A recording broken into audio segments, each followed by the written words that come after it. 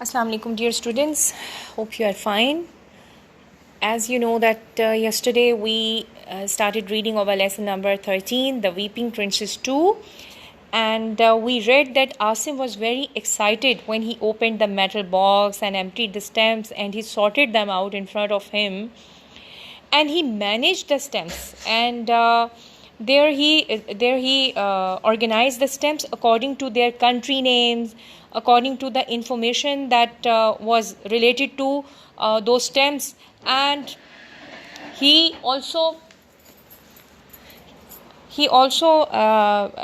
wrote put those stamps in a brown envelope which he didn't know there regarding them, and he put them in that envelope and he wrote over there that he will ask to Uncle Mike about them. Actually, Asim was having deep urge in his heart to find Weeping Princess sort of stamp in that collection. Yesterday we also read that what he did about that album, he turned the pages slowly because some pages of that album which Uncle Mike gave him, they were loose because the album was very old. Even their pages and some stamps and their wording was even fading out. And he wondered that how Uncle Mike had collected so old collection of these stamps. Well, we will start reading our lesson where we left yesterday.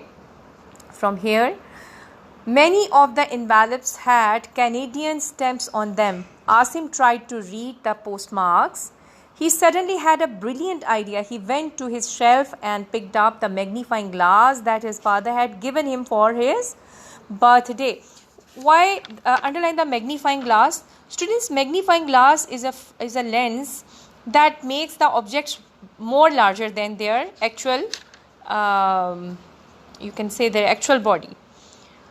So he brought that magnifying glass. Now I will be able to see the stamps, the addresses and the postmarks very clearly, he said to himself. Why? Because they were faded out. They were very old. That is why. He held up an envelope and looked through the magnifying glass. Toronto, he read. That must be a Canadian village or town. He opened the envelope and found a letter in it. He took the letter out, and just as he was going to start reading it, he remembered that his parents had once said to him, "Don't read other people's letters." He put the letter aside. There were letters in some of the other envelopes too, but Asim did not read those. He made a pile of letters on the floor and decided that he would give them to Uncle Mike when he saw him again. Students, this paragraph is all about the good character and good habits of Asim. That he is obeying his parents even if they are not looking at him. At that moment, he could have read the letter, but he obeyed their advices even when they were not looking at him, they were not watching him or observing him. And one more thing we learned through this paragraph, that this is a bad habit to read or to get curious about others' personal things or belongings. Even the letter is a part of someone's personal item. Okay, as Asim pulled out another letter, a few stamps fell onto the floor. He picked them up and looked at them. Suddenly, he leapt into the air shouting, "The Weeping Princess!" He looked carefully at the stamp in his hand and then looked at it again with the magnifying glass. What happened? When he was picking up and collecting the letter, suddenly there was something that was coming outside or from that envelope. And what was that? It was a stamp, basically. It was a Weeping Princess. And he again looked at it with the help of magnifying glass to confirm it. Just then the door opened and his mother came into the room. "Asim," he said, "are you all right? I heard you shouting."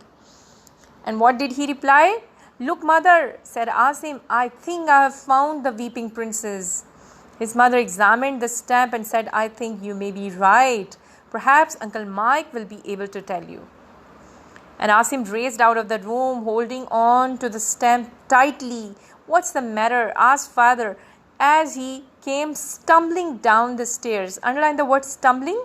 Stumbling means to walk unsteadily. Why he was walking unsteadily? Because of his excitement, because the high level of excitement and happiness. And he was having the big album in his hand as well.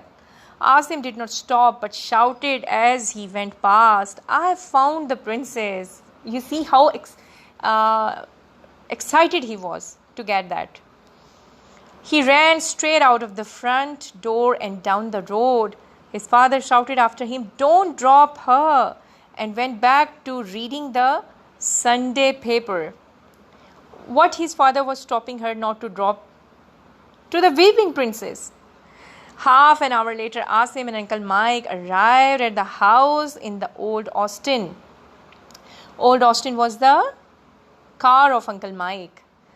Asim was so excited that he did not wait. He ran into the house and told his father, "It is the weeping princess. At least Uncle Mike thinks it is. There is a tear on her cheek."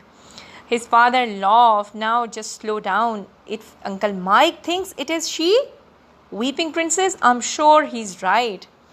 What his father said to him? He told, if Uncle Mike is confirming that this is the stamp belongs to weeping princess, now which is famous as a weeping princess, then it will be the same. When Uncle Mike came into the room, everyone was smiling. And Uncle Mike said, I have had this stamp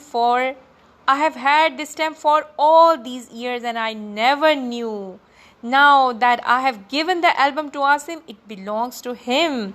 And I think that he should keep the stamp and hope he finds